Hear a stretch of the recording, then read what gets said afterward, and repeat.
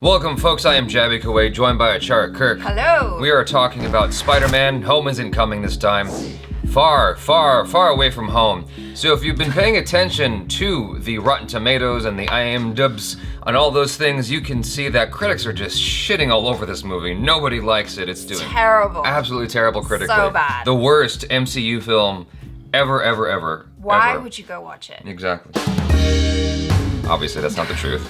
I very much enjoyed this. This is a non-spoiler section of the review, by the way. We're gonna quickly get into the spoilers when we tell you that we're doing spoilers, but I'm gonna try to summarize our feelings real fast. So for me, I very much enjoyed the film. There were some technical things that were profoundly frustrating when it was happening, but outside of those technical things, which are like minor in the grand scheme of things, I very much enjoyed it. I enjoyed the action, etc. I think for you, if you'll give me a chance to mansplain, Okay. I think for you, you enjoyed it overall, but you wish that it followed the sense of the first one, which is like kind of a smaller film, not dealing with these epic proportions, these things of epic proportions, just like more of a smaller, Spider-Man film. Yeah. Is more what you were hoping for. Yeah, exactly. And I think it's because there was this sense of Avengers bleeding into it. Yes. Which I was like, I just wanted more Spider-Man and his friends doing cute things and high school stuff. But you still enjoyed it overall. I did, okay. yeah. I thought it was a lot of fun. Yeah. I enjoyed myself thoroughly. And we watched it in 3D and 4DX. Right. Oh yeah, quick thank you to Yeah. 4DX and 3D for inviting us to that screening. It was a lot of fun. Yeah. That's the way you guys can watch Spider-Man Yeah. Far From Home. If you wanna be in the action Yeah. with the moving chairs and immersed in the action with the 3D. I don't think it gets any more immersive than that. I mean, Yeah. you get the 4DX with all the elements going on and the moving chairs and the 3D, so it's a lot of fun. For those of you who have glasses, they actually have clips you can get that where it just snaps onto your glasses. Yeah, extra stylish. Yeah, exactly. We're gonna get into spoilers in just a second, but Yes. before we do, you wanted to mention our sponsor. Oh, yeah. So I'm like, yeah, actually, I do. I wanna shout out to beautifulhalo.com. They have a bunch of cool merch. They also have a bunch of Spider-Man merch, which after watching the movie, if you're like, I love Spider-Man, want to get myself a Spider-Man hoodie or a t-shirt, which actually I want to, then yeah, you can go ahead and check that out. We'll have links below. We also have some discount codes. So if you guys like money off, I know I do, you can use that. Full disclosure, it is an affiliate link, so we do get a little bit of kickback from that. So it's up to you whether you want to use it. Yeah, but every time you purchase through our link, it helps support the channel. It does indeed. And more content like this. So the thing that was bothering me, just to get it out of the way, is something that I feel like maybe most people wouldn't notice. It's more every time I've spoken to someone who considers themselves a film buff or a film aficionado, someone who really pays attention to, the cinematic experience overall, and is not just kind of passively watching things, notices what I say, what I'm saying, or what I'm about to share with you guys, which is, there was just some weird editing issues in the film where it felt like it needed to pick up the pace a little bit, as if the editing needed another pass or two. Even my brother was like, the first half felt like kind of slow and weird, but once it got to the second half, it got a lot more interesting. But even in the second half, I noticed that weird editing issue sometimes, like some of the jokes were falling flat, and I feel like it had less to do with the writing and more to do with just how it was edited. Right. You know? You just need a little bit more snappy punch. Yeah, a little bit more punch in the edit. And like a perfect example of this, which I'm gonna say it, and there's gonna be people in the comments who are gonna be like, no, I don't know what you're talking about. I watched it and it was fine. There's a scene in the plane after Peter Parker has taken some serious L's and he's picked up by Happy. He's in the plane, right? And he goes, what do you need? And Spider-Man goes, I need an outfit. And Happy goes, an outfit, I know just what you need. Click. And it's like, it's this weird, like these lingering takes that happen in that sequence. And that happened a lot in the first half, these like lingering takes. I'm like, why didn't you cut? Why is it taking so long to get to the next beat? And so it's that maybe the writing a little bit, the jokes are just not as good as they were I could feel the jokes, but overall, like I said, once the adventure got rolling, I was into it. I didn't care that it was ridiculous that Peter Parker handed over the glasses. Oh yeah. Like a lot of people were kind of like talking about that, complaining about that. I'm like, he's a kid. He's a kid though. Yeah. That didn't bug me at all. Like, I actually went with that because he's a 16-year-old guy. He's emotional and, he's not mature. He's not fully mature, even though he's been part of these big adventures. Well, he's just a afraid to step into the very big shoes that Tony Stark / Iron Man has vacated, right? He's just a kid. It's a huge responsibility. And here he is. He just wants to have fun on his vacation with his friends and get with the girl that he really likes. All these really cute things. Like, all of that stuff I really, really liked. And like, I can understand his emotional struggle. Yeah. You know? So, okay, yeah, I can buy into the fact that he gave the glasses to Quentin Beck, aka Mysterio, because he seemed like a cool guy, and that's like Jake Gyllenhaal doing some really great acting there, because I was genuinely confused in the movie, because I was like, I thought he was the villain, but he seems really nice. Yeah. And then it was like, oh okay, he is. Oh. Yeah. Kind of weird. It was one of those. Interesting. It was one of those things where everyone knew he was going to be the villain. We just didn't exactly know how he was going to be the villain. He has a long monologue when he switches into villain mode, and I loved it. I thought that was great, because someone was saying only Jake Gyllenhaal could deliver a monologue like that and make it work. But I'm like, I think you needed that for the movie in order to justify like where the story was going next. Right. Because in order for you to feel the plight of the villain, which you need to, or which is better when you do, that monologue was necessary. It helped to facilitate you getting on board with everything else happening in the film and the whys, essentially. One of my favorite moments in the film, before I forget, is when Peter Parker thinks he found Nick Fury, and they're in that construction site, which he thought was a building. Right. And then shit just hits the fan, and he's like, he's being tricked because of his, his spider senses aren't active, and he's being thrown this way and that, and he's being piled on by a bunch of different Spider-Man. That it was so surreal. Yeah, huh? yeah, and then like you think it's over because Nick Fury has him, and it turns out no, Nick Fury's not even there. Like, that whole thing was so interesting. Yeah. I thought that was such a great scene, and that right there crystallized for me how this is such a great villain. I mean, I thought he was one of the best villains so far in the MCU. I just thought he was so well developed, and he was so well performed. I thought Jake Gyllenhaal did a great job. I felt like he really leaned into the whole villain thing when he did the switch. And that was fun to watch, because in the beginning he does come across as so genuine, so nice, the perfect hero. There is a slight sense, at least to me, of like villain camp, but I enjoyed that, Right. He was like really relishing and flourishing and just doing all that like campy villain stuff. One of my favorite moments was when he goes, as Peter Parker goes, "Hey, Beck," he goes, "No, Mysterio." I almost wish that part of the movie went on longer. Just like the dynamic of them and like the duo of Spider-Man and Mysterio. Yeah, it was cute. I thought that was kind of cool. The stuff with Ned I thought was a little bit clunky. It's just a little bit, like, it wasn't quite as strong as cute as it was in Homecoming, I think. That being said, I did like the bits where he's like, we're bachelors, we're going to another country. And then, of course, immediately falls in love with this broad. And then when they get back and they broke up, I didn't really get that. Like, that was played for laughs. And I'm like, I didn't really need that. I would have rather that just was not in the movie. I would have cut that. There was some funny bits. There was just some awkward moments, like when they're at the new hotel in, where were they? In France? In Prague? In Prague, yeah. And he goes, you gotta protect us. Like, the way that dialogue was playing out was just kind of odd. I could feel the screenwriting happening there, where Peter Parker feels the weight of his, the possibility of his friends dying. Like, it's just a little bit clunky. But like I said, overall, I enjoyed the adventure. I enjoyed what the movie was doing. I liked the dynamic of MJ and Peter Parker. Yeah. I liked it way more here than I did in previous Spider-Man iterations, actually. One of the things they did with MJ here that is interesting is they didn't make her this, like, straight-up damsel in distress. Like, she was trying. And that is a byproduct of when this film is being made. Yeah. Right now, which is like, we're in the era of powerful women. It's like very much in your face, and there's all kinds of changes happening. But I didn't feel that here, is what I'm trying to say. It didn't feel like it was virtue signaling. It just felt like that's the character. They established this character in Homecoming. Yeah. She's more of this edgy kind of girl, which is totally real. I like that. Yeah, MJ actually reminds me a lot of my sister. Because she's just kind of like, that's her nature. She's not like super like masculine, but she's not super feminine either. Yeah. Like, she's this person in between who's like kind of like a dude, but not, And she's just so cool, and she likes things that are really weird and offbeat, like the whole Black Dahlia thing, because murder. Right. It's just kind of funny, and it feels kind of real, because you do get those teenagers who are like yeah, I'm just so emo and I like really dark things because cool. There was one plot hole that has just suddenly hit my mind.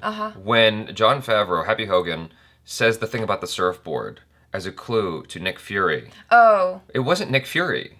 No. Okay, so now we're going into the part about the totally awesome post-credit scenes, guys. Yeah, it wasn't. It was, what's his name? The Australian actor. Yeah, it was, yeah. I can't remember his name for the life of me at this moment, but you know what I'm talking about. Yes. I forget the name of the character, too. But you all know who we're talking about, so the green guy. The shapeshifter. The shapeshifter, yeah. There's no way he could have known the code, right? No, but I guess he kind of read between the lines, right? Because he literally said, because things may not be what they appear to be. Wink, wink. All right. Basically. Right. You know? Fine, that's resolved. But why didn't Mysterio do more damage when he had the power of Tony Stark's arsenal at his disposal? Yeah, I don't know. You know, like, that was a little bit confusing. I was like, wait, he's got unfettered access to everything, and he's taking baby steps. That threw me off a little bit. Well, because he wants to do a show, right? That's the whole idea, because it needs to be visible, it needs to be out there, he needs to get a thank you from the Queen of England.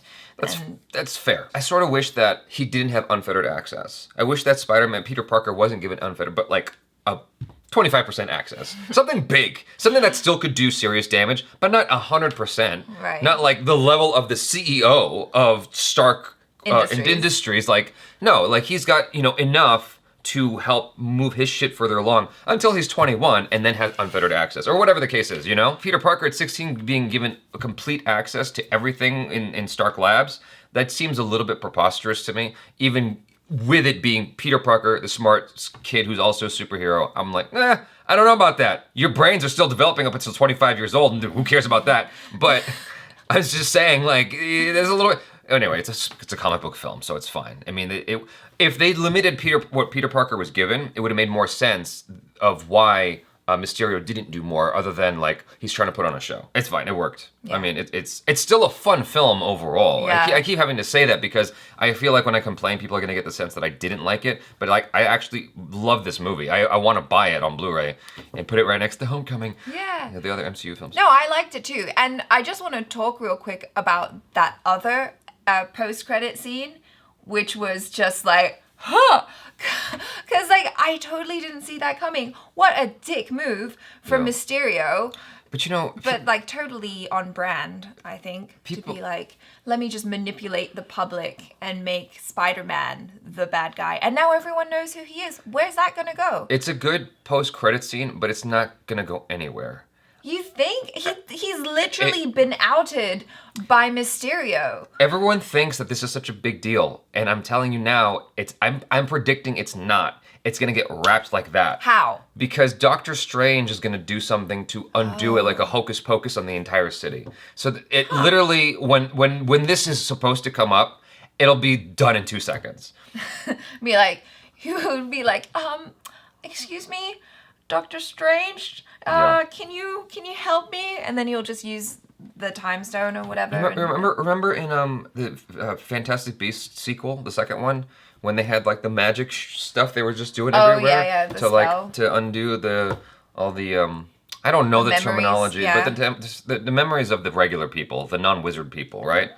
Muggles. No match. Right. Then that is basically what Doctor Strange is going to do. I'm almost certain of it. Huh. I hadn't even thought about that. I was just like, whoa, that's huge. It's just, everyone knows now that Peter Parker is Spider-Man. Where is he going to go from here? The only way this is going to be meaningful, and for me not disappointing, is if Doctor Strange's entire adventure is about undoing this chaos.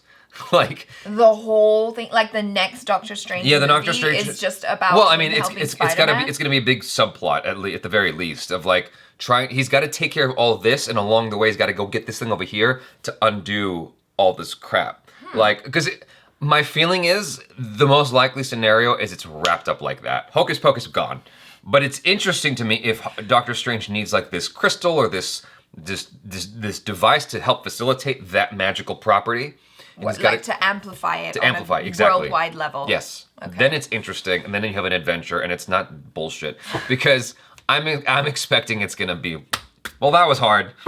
kind of thing. Well, I mean, couldn't it be that in the next Spider-Man movie, he now has to deal with being a fugitive and everyone thinking that he's an awful, evil superhero turned supervillain? Where does and that go? He has to prove that he's good again. Yeah, I mean... I don't know. I think that could be an interesting movie. I just don't think that's what the next movie is going to be. I feel like it's all just misdirection. Like, whoa, look at that. Actually, we're doing this over here, you know? It's not unheard of because at the end of Infinity War, Nick Fury paged Captain Marvel, yeah, right? but she was barely in Endgame. But then we had a Captain Marvel. No, you're right. Marvel We movie. did. It did propel us into the Captain Marvel movie, but like ultimately it didn't amount to much because if you didn't put Captain Marvel in Endgame, I feel like you still would have been fine.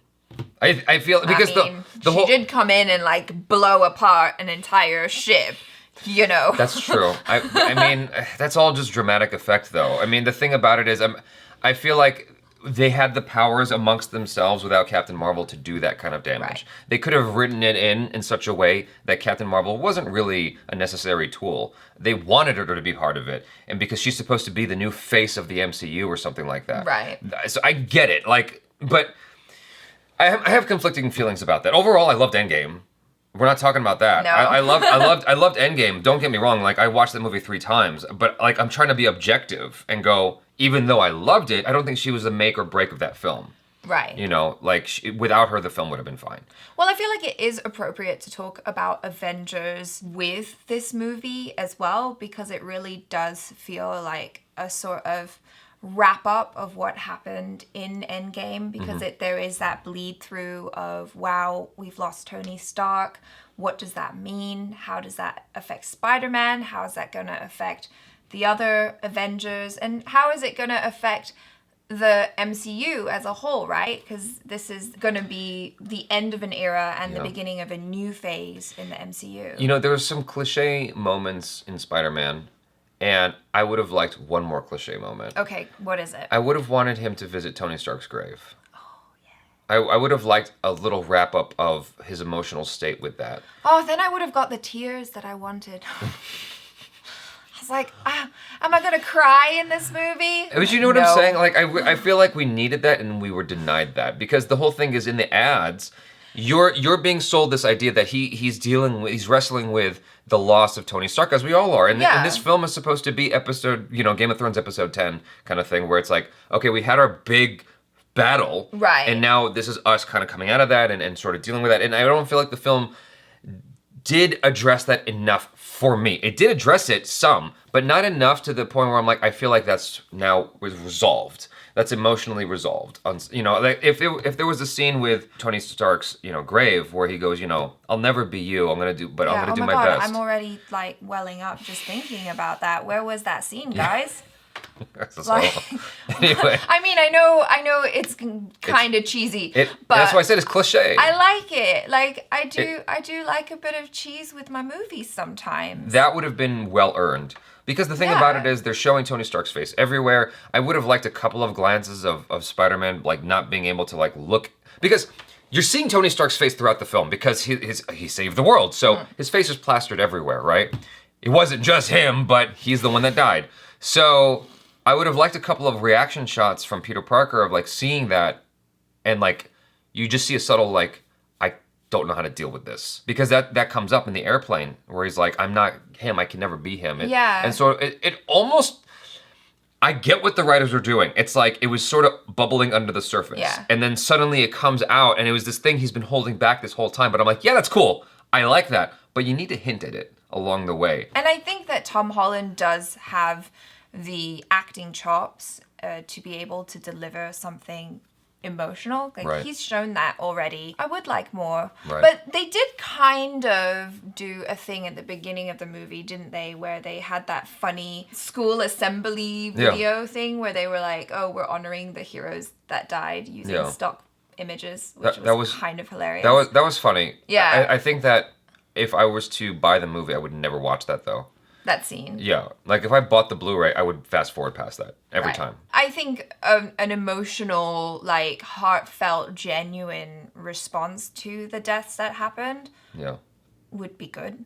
Yeah. One thing that we haven't talked about at all is just the action in general. I mean, I mentioned that I liked it, but the thing about it is, it wasn't. I know that you feel like it was big, and you would have liked it if it was a smaller action film, like closer to Homecoming. But I feel like compared to Endgame, this was fairly small. This was a humble action movie in comparison. Yeah, they're blowing up London, but I mean, it's not as big as Endgame. You know, nowhere near that scope. Okay, yeah, I'll give that to you. And so I actually liked what they did with it. I liked the action. I liked the dilemma of, is it real? It feels real. It sounds real. I don't know. You know, I think that he was such a good villain because you didn't know what to believe. That is true. That happens so many in so many instances. In that moment when Peter Parker gets his Peter tingle, you know, I thought that was so cool. Like, I thoroughly enjoyed the choreography of the action and the sequences and whatnot, and I just thought it was a lot of fun. Yeah, you know? and I think that, like, that whole thing with the Peter tingle and, you know, him finding himself and stepping into himself more was a great story. From the moment on the plane where he realizes, like, you know, I'm enough, and he builds his suit, and then he uses his spidey sense, aka Peter tingle, to defeat Mysterio. Yeah. That was awesome, and, like, I like how that came around. It's like, yay, you are Spider-Man and you are awesome. We've always been rooting for you, Spidey. We love you, and now you know it too. The last thing, I guess, to leave you guys with is, if you're still here, Mysterio never makes contact with Spider-Man when he's flying around. Did you notice that? No. It's like it's like almost like a Sixth Sense moment that they didn't put in the movie, because you know, at the end of Sixth Sense, you know, Bruce Willis is looking back and he's like, oh my God, I was never actually touching people because I'm a ghost. Right. Right. And so Mysterio, when Peter Parker's sitting up top in Prague or wherever it is, where he's waiting for the shit to go down, and the Mysterio flies up and sits down next to him, I don't think they ever make contact with each other because he's not actually there. It's all hologram. Oh. But what about, didn't they shake hands in the beginning? In the beginning of what? Like when they first met. Yes. And he's like, this is Quentin Beck. Yeah, he's there. He's in costume there, but when he's flying around, you know, checking things out, he's not really there. And so any instance of where Mysterio's flying and stuff, you don't ever see Peter Parker and him actually make contact. That's interesting. I feel like I would have to like watch it again with that in mind and see if that's really true. Yeah. I mean, that's something when I go back and watch it a second time, I'm gonna look for that, because someone told me that. I'm like, what? Oh my God, that's right. And so yeah, I had my Sixth Sense, you know, a montage in my head regarding Spider-Man. That's really cool. So anyways, you guys, thanks so much for hanging out with us. Let us know your feelings in the comments below. Did you give it a 98% in your mental audience score? Check out ACHARA KIRK, check out the Jabs if you feel like doing that on the social media, Instagram, Twitter, all those good things. Subscribe if you haven't already. Hit the bell icon so you get notified every time we drop another video. Check out our other reactions, reviews, and short films. I'm Jaby, Koay. This is ACHARA KIRK. Peace out.